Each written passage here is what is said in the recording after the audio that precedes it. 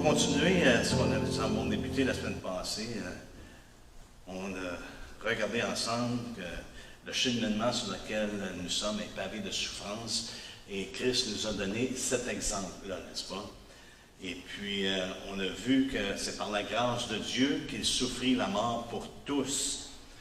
Et puis, c'est un homme qui était un homme de douleur et habitué à la souffrance, même s'il a pu à l'Éternel de le briser par la souffrance. Et puis, vu que nous, en tant que serviteurs, on n'est pas plus que le maître, on peut s'attendre que le Seigneur va nous former à travers les choses qu'on passe à travers, en incluant même la souffrance. Nous sommes appelés à la même grâce. Et c'est ça qu'on a terminé avec la semaine passée, que Paul, mais Pierre fait référence, que nous pareillement, lorsqu'on souffre, c'est par la grâce de Dieu. C'est une grâce que nous avons de la part de Dieu. Et puis j'ai mentionné également que Paul a prêché le même évangile, n'est-ce pas? Je lisais justement dans 1 Pierre, je vais juste vous lire cette semaine ce qui est ressorti de ce passage-là, et puis pas 1 Pierre, mais c'est 2 Pierre, que Pierre fait référence à Paul dans 2 Pierre 3. Il nous dit au verset 15, « Croyez que la patience de notre Seigneur est votre salut, comme notre bien-aimé frère Paul vous l'a aussi écrit, selon la sagesse qui lui a été donnée. » Pierre et Paul étaient sur la même page, qu'on pourrait dire. Ils se référaient à Paul et puis ils avaient la même ligne de pensée. On pourrait dire qu'ils étaient armés de la même pensée. Donc, ce matin, j'aimerais qu'on regarde ensemble ce que Paul lui-même nous dit. Si vous voulez aller avec moi dans Philippiens. Philippiens,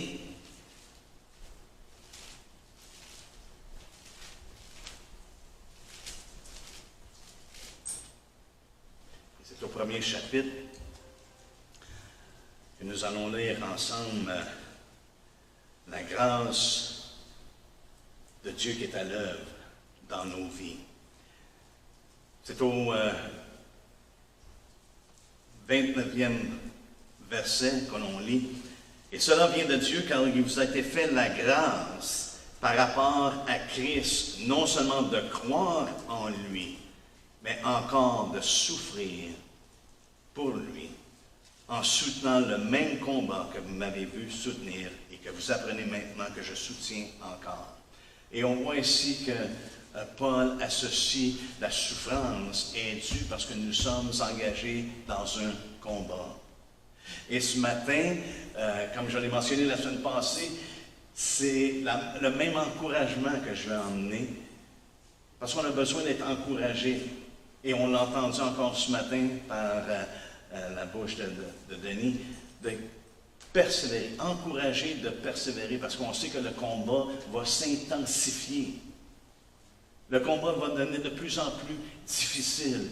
La parole de Dieu, à laquelle nous voulons être obéissants, nous apprend que dans les derniers temps, plus les jours vont avancer, plus la pression va être difficile. Avez-vous remarqué que Jésus, plus qu'il approchait le jour de son sacrifice, plus c'était intense, plus la rejection était grande. Et je crois que plus la rejet, plutôt, était grand. Donc, nous allons également, plus qu'on avance vers la fin des temps, plus qu'on va expérimenter des choses qui sont plus difficiles. Le combat va s'intensifier. Et il nous dit ici, il nous a été fait la grâce, non seulement de croire en Dieu. Nous sommes sauvés par grâce, on reconnaît ça. Mais savez-vous quoi? Souvent, on évite la ligne de pensée que par la même grâce, il nous a été donné de souffrir pour lui.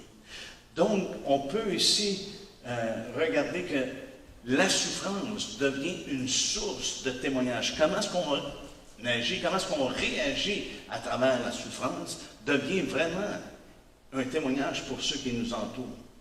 Et c'est pour ça que Pierre a dit d'être prêt en tout temps, d'être en mesure de donner une raison pour l'espérance qui est en nous. Pourquoi? Parce que même à travers la souffrance, Et on va voir ça plus tard, comment est-ce que Pierre, justement, nous montre que même à travers la souffrance, on peut être de très bons témoins, au point de faire questionner les gens, de se demander, il y a quelque chose qui fait en sorte qu'au lieu de réagir et de s'emporter, ils s'en remettent à leur Dieu.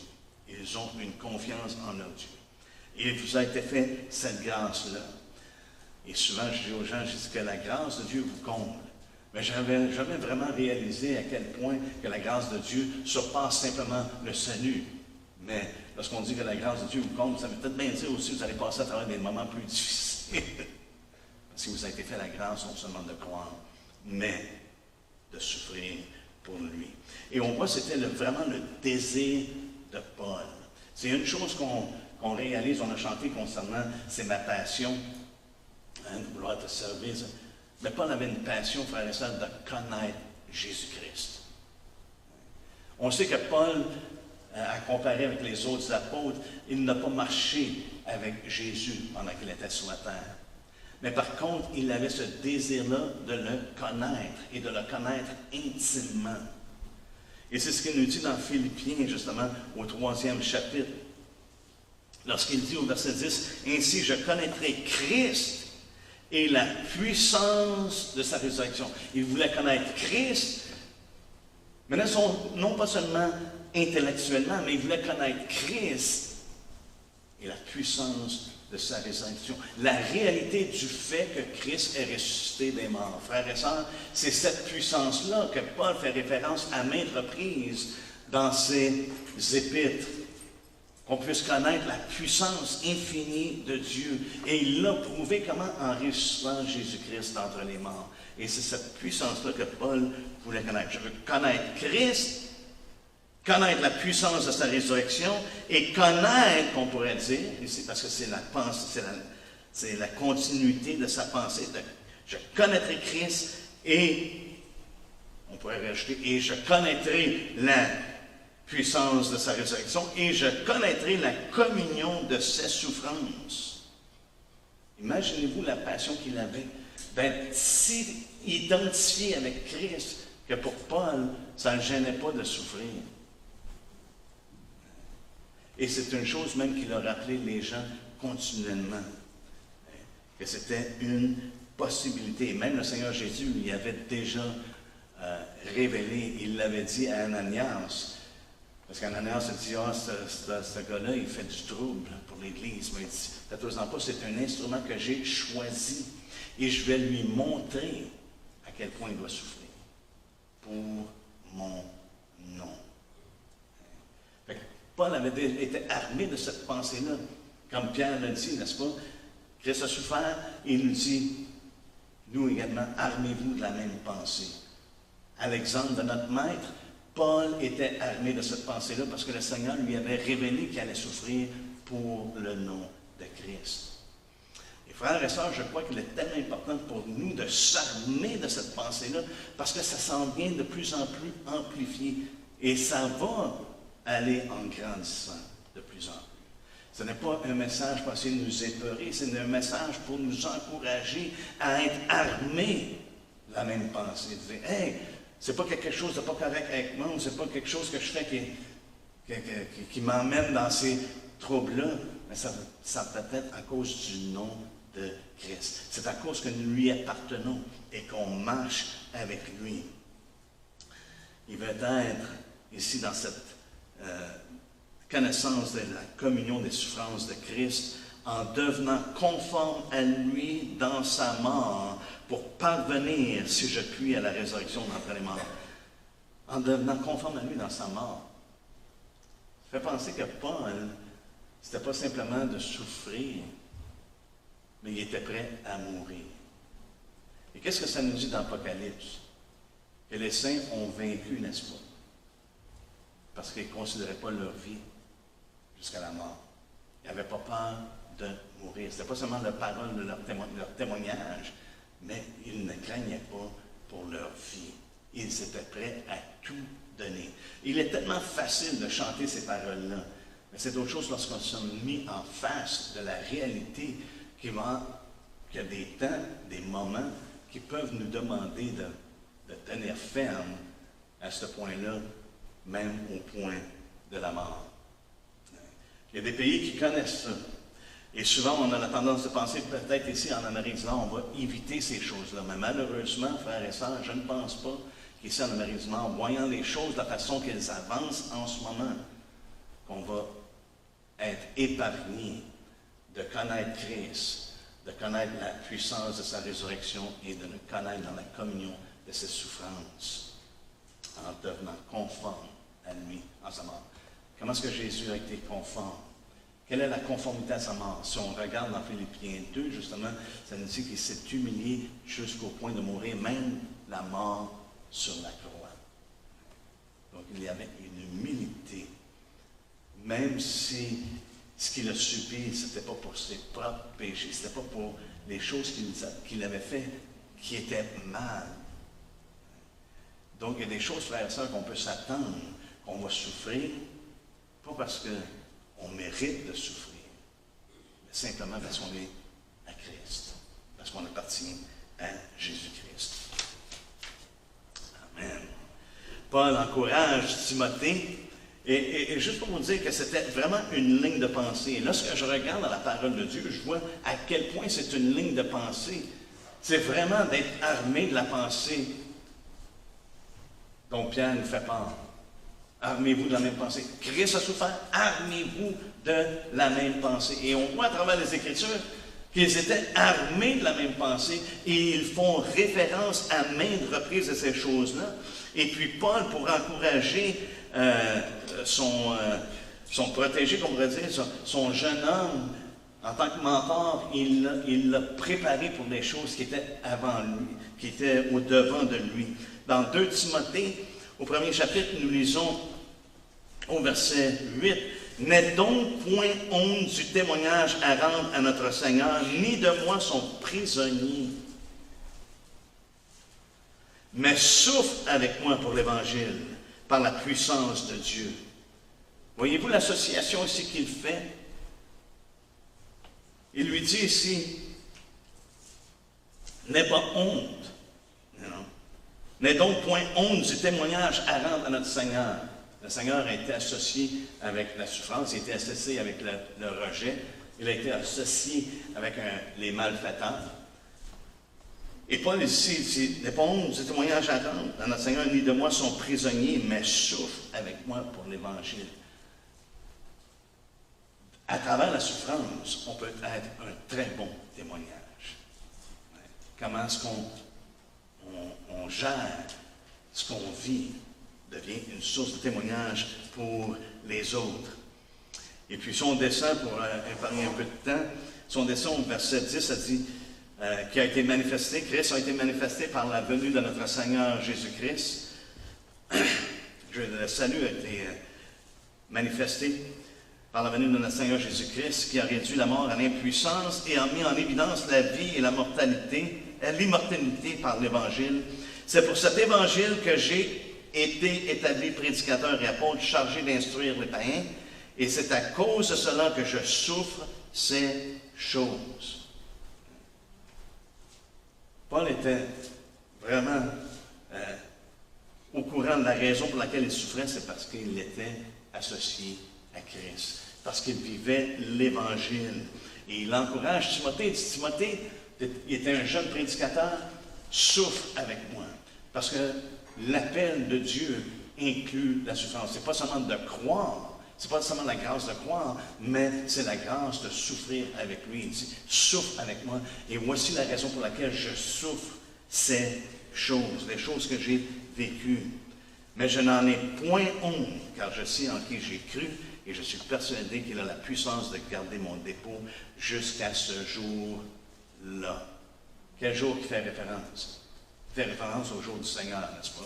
Il fait référence à l'avènement de Christ. Avez-vous remarqué ici le temps de la souffrance?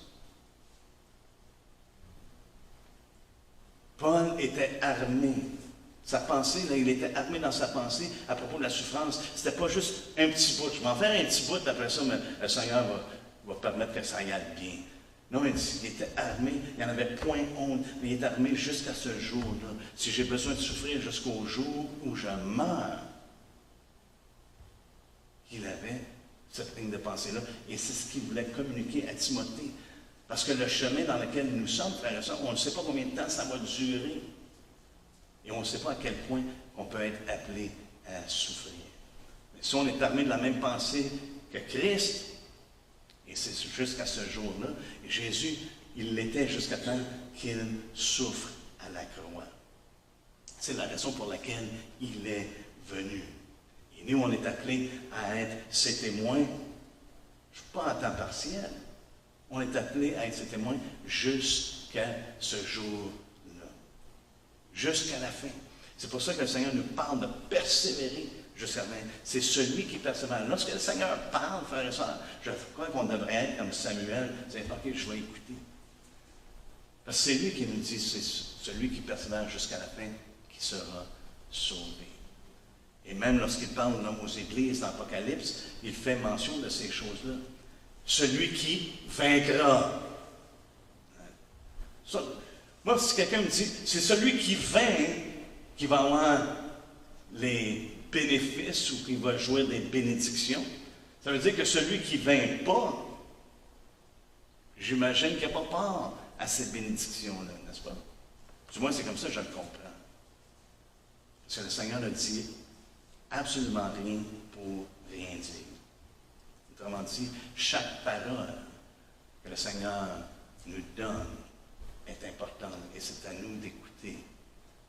Il nous a donné des oreilles pour entendre et on doit entendre ce que l'Esprit dit.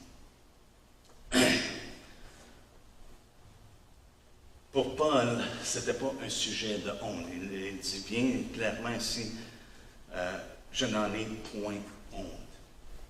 Même au contraire, pour Paul, c'est un sujet de gloire. Tout ce que Paul a souffert était pour lui un sujet de gloire. Pourquoi?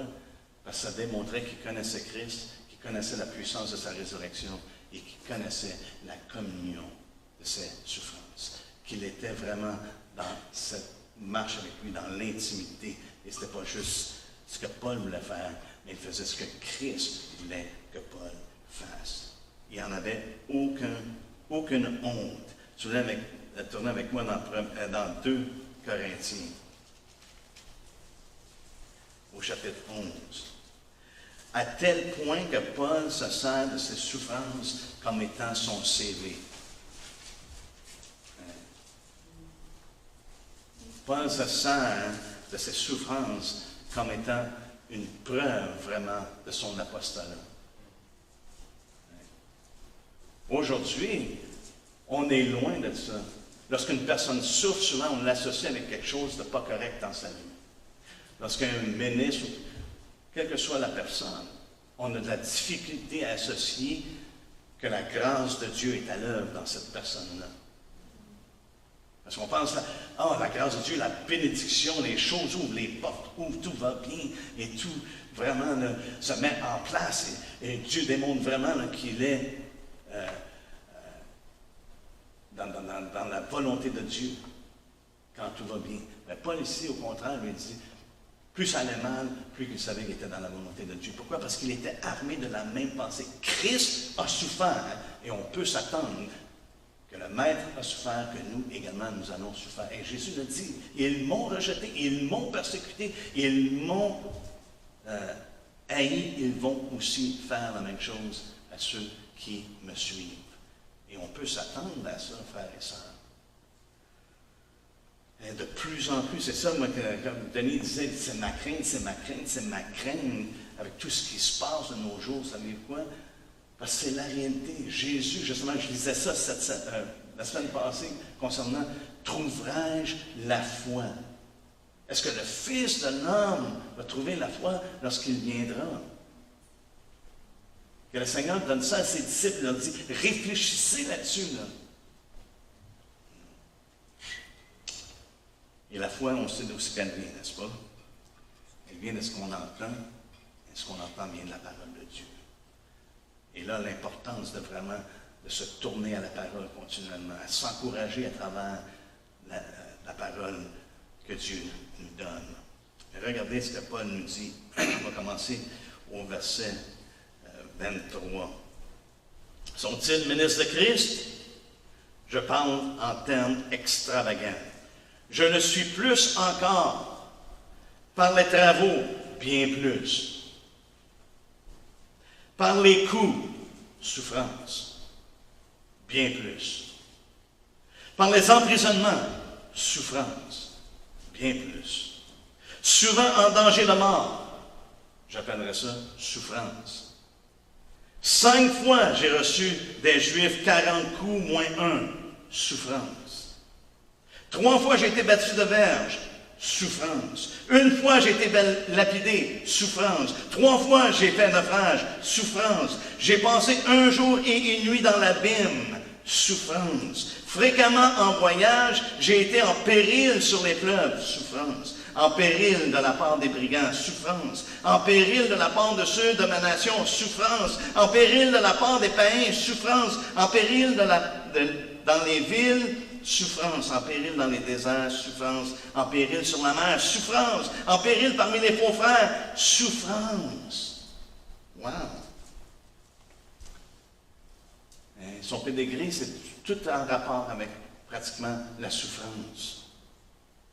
Parce qu'on parle d'être armé de la même pensée. Paul était armé de la même pensée. Et frères et sœurs, ça ne s'adresse pas seulement aux apôtres, ça ne s'adresse pas seulement aux prophètes ou aux ministres, ça s'adresse à chacun de nous. Lorsque Pierre écrit d'être armé de la même pensée, il parlait aux dispersés, il parlait aux gens, aux disciples de Christ. Et c'est pour ça que je crois qu'il est important pour nous d'avoir cette pensée, d'être armé de la même pensée. Paul nous dit également, au verset 27, « J'ai été dans le travail et dans la peine, exposé à de nombreuses veilles, à la faim et à la soif, à des jeûnes multipliés, au froid et à la nudité. » Donc, ce n'est pas seulement des souffrances qui viennent par d'autres personnes. Des fois, les circonstances de la vie peuvent être dures et ça peut être souffrant. Et peut-être qu'on est en train d'avancer dans des circonstances en ce moment qu'on peut associer ça avec la souffrance. Il y en a qui perdent leur emploi en ce moment. Il y a des entreprises qui sont obligées de fermer avec tout ce qui se passe, mettre la clé dans la porte, et ça affecte plusieurs personnes, et je suis certain qu'il y en a qui sont là-dedans, des enfants de Dieu, et qui sont directement touchés par ces choses-là. Plus qu'on va aller de l'avant, plus qu'on va voir des choses semblables. Mais Paul nous dit également que nous sommes héritiers, n'est-ce pas? Nous sommes héritiers. Dans Romains 8, il parle justement que nous sommes héritiers. Mais il nous dit, si toutefois, on va aller voir ensemble, si toutefois nous souffrons avec lui, Romains 8,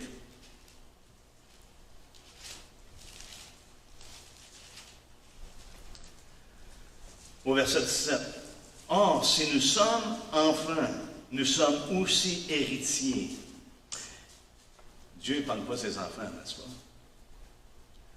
Héritiers de Dieu et co-héritiers de Christ, si toutefois nous souffrons avec lui, afin d'être glorifiés avec lui. Parce que Paul avait en vue les souffrances qu'on a en ce moment, là, et c'est ce qu'il dit au verset suivant, « Ce n'est rien à comparer de ce qui est à venir. » La gloire qui est à venir. Les frères et sœurs, ce qui nous fortifie, ce qui fait en sorte qu'on peut supporter ces choses-là, c'est parce qu'on a des choses, on voit au-delà de ce qu'on peut expérimenter ici sur la terre. C'est pour ça qu'il dit au verset 18, « J'estime que les souffrances du temps présent ne sauraient être comparées à la gloire à venir qui sera révélée pour nous. » Rappelons-nous, même si on passe des moments difficiles, même si les choses au-devant de nous immédiatement peuvent être extrêmement difficiles, il y a quelque chose au-delà de tout ça. Il dit, j'estime que la souffrance du temps présent ne saurait être comparée. Ça ne se compare pas, frères et sœurs. On a besoin de réaliser que le Seigneur prépare une place. Il y a de quoi de beaucoup mieux. Mais il nous avertit que dans ce monde, et on l'a chanté ce matin, nous allons avoir des tribulations. Mais prenez courage, j'ai vaincu le monde. Et c'est là l'importance d'être attaché à lui. Et lorsque Paul et, je crois que c'est Barnabas, qui allaient encourager les églises, qui passaient de place en place, ça nous dit au verset 21 de Actes 14, ça nous dit, quand ils eurent évangélisé cette ville et fait un certain nombre de disciples, ils retournèrent à Lystre, à Icône et à Antioche, fortifiant l'esprit des disciples, les exhortant à persévérer dans la foi, et disant que c'est par beaucoup de tribulations qu'il nous faut entrer dans le royaume de Dieu. Je trouve ça intéressant ici que Paul et Barnabas allaient encourager les églises, et ce qu'il leur disait, que c'était le besoin de persévérer dans la foi, et que nous allions passer à travers beaucoup de tribulations. Et c'était leur source d'encouragement. Faites-vous-en pas. Pourquoi? Parce que Dieu a préparé quelque chose de beaucoup mieux. Mais entre-temps, jusqu'à temps qu'on arrive à ce point-là, accrochez vos tuques. Armez-vous de la même pensée. C'est de cette façon-là que les apôtres encourageaient les gens. Et ce n'est pas seulement Pierre et Paul. Et lorsqu'on prend le temps d'examiner les épîtres, les évangiles, on sait, c'est courant dans les évangiles, mais dans les épîtres, Paul en a parlé à maintes reprises. Pierre, les apôtres qui ont parlé de la même chose. On a Jacques. Allez avec moi dans Jacques 5.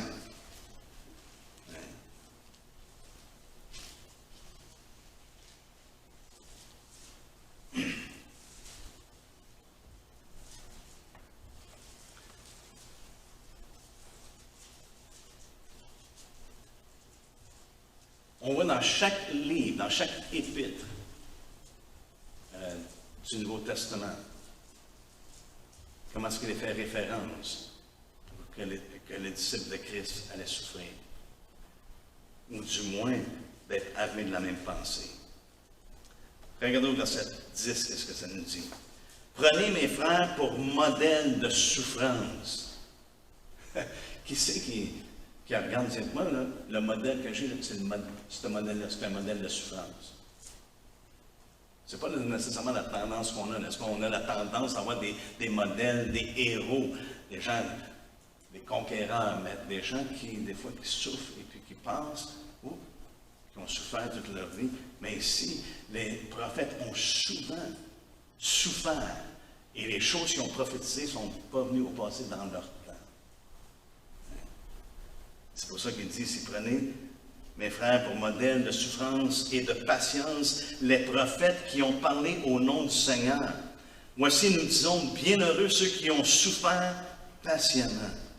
Vous avez entendu parler de la patience de Job, et vous avez vu la fin que le Seigneur lui accordant, car le Seigneur est plein de miséricorde et de compassion.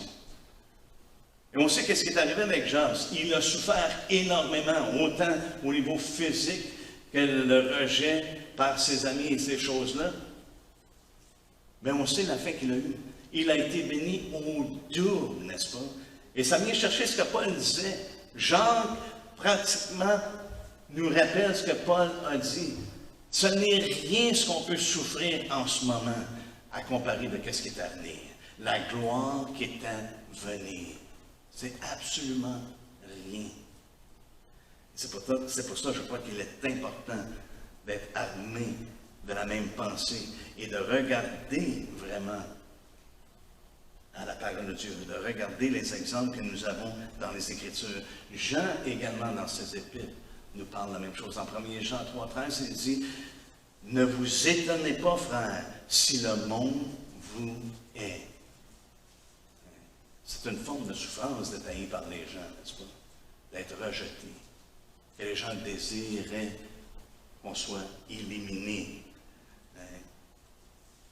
On voit la même chose dans 3 Jean. On va aller dans 3 Jean.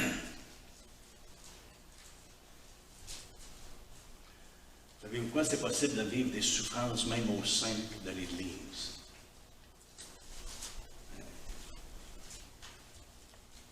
ici, dans le contexte dans lequel nous sommes, il est possible d'avoir des souffrances, de subir, d'être victime de souffrance. Au verset 9, ça nous dit, « J'ai écrit quelques mots à l'Église, mais Diotrephe, qui aime être le premier parmi eux, ne nous reçoit point. Jean a été rejeté par un pasteur. C'est pourquoi, si je vais, je rappellerai les actes qu'il commet en tenant contre nous de méchants propos. » Non seulement qu'il a été rejeté, mais il a été calomnié parce qu'il disait des méchants propos.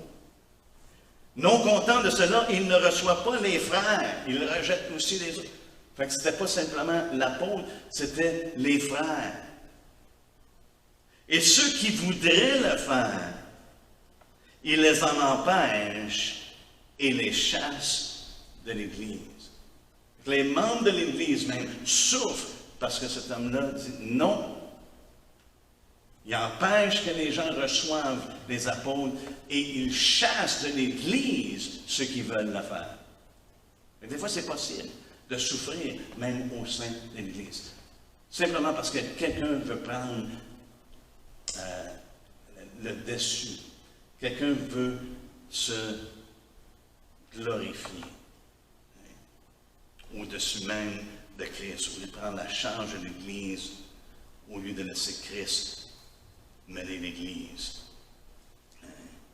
Et ça nous rappelle, ici dans ce passage-là, on voit l'opposition, on voit de la calomnie, on voit le rejet, condamnation des membres de l'Église, et Jean, ici nous rappelle que des fois, dans la vie, on souffre, même si ce n'est pas du dehors, ça peut venir du dedans. Jean lui-même, lorsqu'il a écrit Apocalypse, qu'est-ce qu'il a dit? Je suis votre compagnon dans les tribulations. Je suis votre compagnon dans les tribulations. J'ai la part avec vous dans les tribulations. Il parle aux églises, il a parlé à l'église, il dit, je connais ton affliction. Et comme j'ai mentionné, à chaque église, il dit, à celui qui vaincra. Ça veut dire qu'on est dans un combat. Et lorsqu'on est dans un combat, il peut y avoir des moments très difficiles qui impliquent de la souffrance. Et on sait que plus loin dans l'Apocalypse, Jean fait référence que nous allions, que l'Antéchrist allait faire la guerre au sein et qu'il allait les vaincre. Jude également nous fait part de souffrance.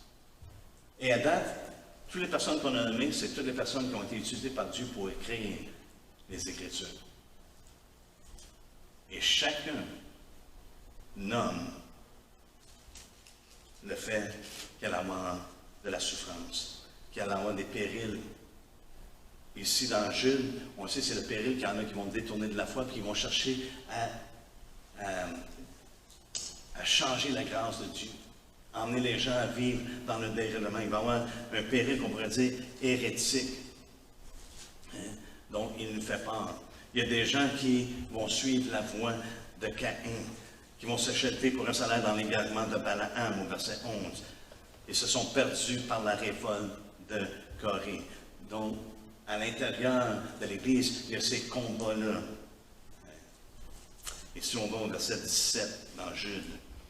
Mais vous, bien-aimés, souvenez-vous de ces choses annoncées d'avance par les apôtres de notre Seigneur Jésus-Christ. Il vous disait que dans les derniers temps, il y aurait des moqueurs, marchant selon leur convoitise impie. Ce sont ceux qui provoquent des divisions. J'inclurais les divisions comme étant une source de souffrance au sein de l'Église. C'est malheureux de voir tout ce qui peut se passer dans une Église avec le temps. Et c'est de la souffrance qui fait en sorte qu'on vit de la division. On vit ces difficultés-là. Maintenant, dans la parole de Dieu, il y a diverses formes de souffrance. la personne qui parle le plus de souffrance, je dirais, dans son épître, dans ses épîtres, ou dans son épître, c'est Pierre. Et ça, je trouve ça très, très intéressant. Dans chaque chapitre, le premier Pierre, Pierre fait référence à la souffrance. C'est un peu, je dirais, c'est comme quasiment comique. Parce que vous souvenez-vous, lorsque le Seigneur a mentionné justement qu'il fallait qu'il souffre et qu'il meure, quelle était la réaction de Pierre? Certainement, ça ne sera pas comme ça, Seigneur. Pierre n'avait pas dans l'idée du tout, il n'y avait pas la pensée de la souffrance, il y avait la pensée de la victoire, que Christ était venu pour délivrer et qu'il allait régner sur le trône. Mais il a appris sa leçon, n'est-ce pas? Le Seigneur l'a repris et par la suite, Pierre écrit qu'on doit être armé de la même pensée. Christ a souffert, maintenant armons-nous de la même pensée. Pourquoi? Parce que le Seigneur a dit, tes pensées, Pierre, en ce moment-là, ce n'est pas les pensées de Dieu, c'est la pensée des hommes. Mais maintenant, la pensée de Dieu, c'est quoi? On est mieux d'être armé de la même pensée de Christ. Il nous a donné un modèle, il nous a donné un exemple de souffrance. Et on va marcher sur le même pas. Et là, le Seigneur lui a révélé également de quelle manière que Pierre allait mourir. Il dit, il va y avoir un temps que quelqu'un d'autre qui va t'habiller. Tu vas étendre tes mains, il lui montrait qu'elle allait mourir de la même mort que le Seigneur. N'est-ce pas? Et c'est intéressant que dans son épître, Pierre touche, dans chaque chapitre, il touche concernant la souffrance. Si on va dans 1er Pierre, juste là, on va faire un petit survol. 1er Pierre, c'est comme si Pierre, c'était vraiment engravé, qu'on pourrait dire, dans son esprit, dans sa pensée. Boy, on est mieux de réaliser que dans cette vie, ça ne sera pas facile. On sait que Jésus, dans le contexte lorsqu'il a repris Pierre, il a dit qu'elle allait être rejetée. Rejetée au point de mourir. Et maintenant, Pierre a cette même ligne de pensée-là. Mais regardez les souffrances dont il fait part. On va avoir des afflictions, on va avoir diverses épreuves, même des épreuves qui sont douloureuses. Dans le premier chapitre, au verset 6, ça dit « C'est là ce qui fait de votre joie, quoique maintenant, puisqu'il le faut, vous soyez attristés pour un peu de temps par diverses épreuves, afin que l'épreuve de votre foi, plus précieuse que l'or périssable, qui cependant est éprouvé par le feu, ait pour résultat la louange, la gloire et l'honneur lorsque Jésus-Christ apparaîtra. » On voit ici, Paul nous fait part, on va avoir des épreuves qui peuvent être difficiles, qui vont même attrister nos cœurs. Mais continuons. Pourquoi? Parce que ça va être à la louange, la gloire et l'honneur lorsque Jésus-Christ apparaîtra. Maintenant, si on va au deuxième chapitre, nous allons au verset 12. Ça nous dit qu'on va souffrir des fausses accusations. Ayez au milieu des païens une bonne conduite, afin que là même où ils vous calomnient, comme si vous étiez des malfaiteurs, ils remarquent vos bonnes œuvres et glorifient Dieu au jour où il les visitera. Et vous, le témoignage que ça rend? Mais ici, il y en a qui vont vous calmer, ils vont porter des faux témoignages, ils vont porter des fausses accusations. On est mieux d'être armé. On continue un peu plus bas au verset 19. On a vu la semaine passée, c'est une grâce de supporter des afflictions par motif de conscience envers Dieu quand on souffre injustement. En effet, quelle gloire y a-t-il à supporter de mauvais traitements pour avoir commis des fautes? Mais si vous supportez la souffrance, lorsque vous faites ce qui est bien, c'est une grâce devant Dieu. Donc ici, on voit l'injustice, on voit les insultes, l'abus, dont Pierre plutôt nous fait part.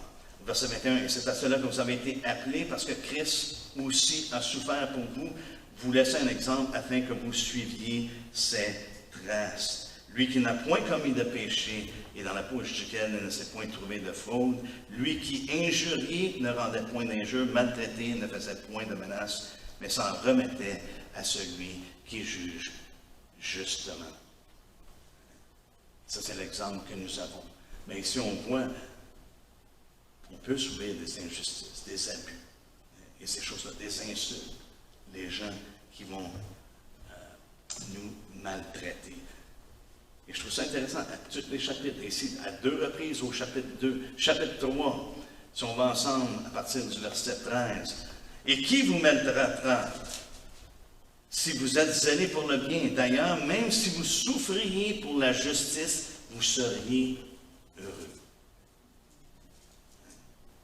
N'ayez d'eux aucune crainte et ne soyez pas troublés, mais sanctifiez dans mon cœur Christ le Seigneur. Et je vois ça ici comme étant également armé, n'est-ce pas, de la même pensée. Sanctifiez Christ. Christ est à part, vous êtes à part avec Christ. Étant toujours prêt à vous défendre avec douceur et respect devant quiconque vous demande raison de l'espérance qui est en vous, et ayant une bonne conscience, afin que là même où il vous calomnie, comme si vous étiez des malfaiteurs, ceux qui décrivent votre bonne conduite en Christ soient couverts de confusion, car il vaut mieux souffrir, si telle est la volonté de Dieu, en faisant le bien qu'en faisant le mal. Et lorsque je lis cette épître-là, je vois comment est-ce que Pierre a vraiment reçu le message que Christ lui a partagé. Que les pensées de Dieu et les pensées des hommes, ce n'est pas la même chose. Et ce n'est pas la pensée des hommes de dire « Oh, on va souffrir, à moins qu'on soit un maniaque. » Mais la pensée de Dieu nous amène à travers ces choses-là, nous forme à travers ces choses-là, et il nous fait en sorte qu'on devienne des témoins à travers même les choses que l'on souffre. Chapitre 4. Ici, on a vu qu'on peut souffrir l'incrimination ou la diffamation. Au chapitre 4, au verset 12, ça dit « Mais bien-aimés, ne trouvez pas étrange d'être dans la fournaise de l'épreuve. » C'est comme si il continuant dans la même ligne de pensée. Pensez pas que c'est étrange d'être dans la fournaise de l'épreuve. Comme s'il vous arrivait quelque chose d'extraordinaire. Réjouissez-vous, au contraire, de la part que vous avez aux souffrances de Christ, afin que vous soyez aussi dans la joie et dans l'allégresse lorsque sa gloire apparaîtra. La même ligne de pensée que Paul, jusqu'à ce jour-là. Pensez pas que c'est étrange. Vous avez part aux souffrances de Christ. Au verset 14, « Si vous êtes outragés pour le nom de Christ, vous êtes heureux, parce que l'Esprit de gloire et l'Esprit de Dieu reposent sur vous, que personne d'entre vous, en effet, ne souffre comme meurtrier ou voleur ou malfaiteur, ou pour s'être ingéré dans les affaires d'autrui. Mais si quelqu'un souffre comme chrétien, si quelqu'un souffre comme étant disciple de Christ, qu'il n'en ait point honte, et que plutôt il glorifie Dieu à cause de ce nom. » Alléluia. Imaginez-vous, on passe à travers les souffrances, des choses qui peuvent être terribles, la fournaise, au lieu de critiquer, au lieu de s'égréer, d'être fâché, on élève les bras. Seigneur, on te rend grâce. Pourquoi? Parce qu'on s'en remet à celui qui juge justement. On s'en remet à lui. On peut subir des outrages, comme il nous dit ici, parce qu'on est identifié avec Christ, des reproches et des injures. Et finalement, on continue au chapitre 5. Il nous fait part encore la même chose. C'est comme, il revient sur le même sujet. Au verset 8, il nous dit, « Soyez sobres, veillez, votre adversaire, le diable, rôde. Comme un lion rugissant, cherchant qui il dévorera. Résistez-lui avec une foi ferme, sachant que les mêmes souffrances sont imposées à vos frères dans le monde. » On l'a vu ici dans chaque chapitre de son épître, malgré qu'il n'y avait pas des chapitres dans ce temps-là quand il a écrit sa lettre. Mais on voit ici qu'à maintes reprises, ce que Pierre a appris de la part du Seigneur, il l'a communiqué clairement à ceux qui suivent Jésus-Christ. Ce n'est pas quelque chose qui devrait nous étonner. Ce n'est même pas quelque chose qui devrait nous faire reculer. Mais c'est quelque chose qu'on doit accueillir parce qu'on est en communion avec Christ. On est en communion avec ses souffrances.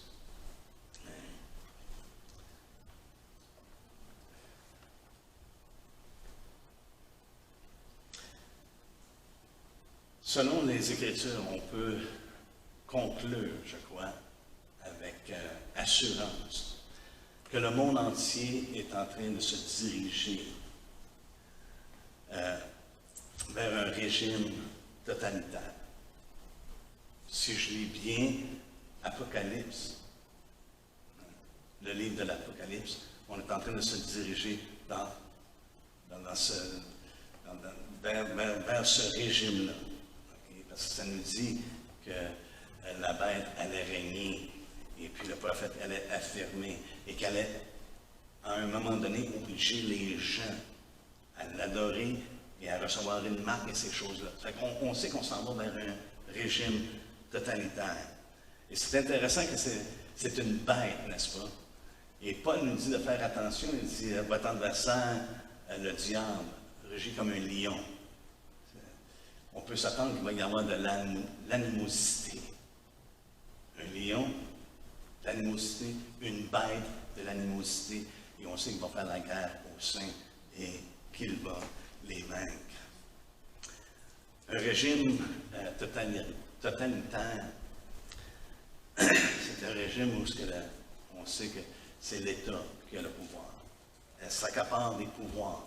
On est en train de voir ça un petit peu partout dans le monde en ce moment. Et ça ne devrait pas nous surprendre. Jean nous dit dans les derniers temps, qu'il va y avoir plusieurs antéchrists. Il va y avoir, premièrement, il dit, il va y avoir un antéchrist et qu'il y a maintenant déjà plusieurs antéchrists. Donc, on peut s'attendre que le régime mondial et plusieurs autres régimes vont être menés de la même manière. Ça, je partage ça avec vous, c'est comme mon opinion peut-être, mais c'est ce que je vois dans les Écritures. Que tout va être sous le contrôle, autant au niveau de la société ou des individus, sous l'autorité de l'État. Et on doit être armé de la même pensée que ça va emmener de plus en plus des souffrances. On sait dans les pays où c'est un régime totalitaire, ils souffrent énormément. Pourquoi? Parce que c'est un régime antichrist. C'est un régime antéchrist. Ils rejettent Dieu, forment leur propre Dieu, leur propre ligne de pensée. Et dans tous ces pays-là, ils souffrent énormément. Donc, plus qu'on va avancer, je crois, plus qu'on doit être armé de la pensée. Donc, Pierre nous fait part. Dans 1 Pierre 4, on a vu ça la semaine passée, versets 1 et 2, d'être armé de la même pensée. On ne peut pas s'empêcher, frères et sœurs, en voyant tout ce qui se passe de nos jours. Ce n'est pas du hasard, mais ce n'est pas hors contrôle. Parce que notre Dieu est sur le trône. Et c'est lui qui est en contrôle. Amen. Est-ce qu'on peut se lever ensemble?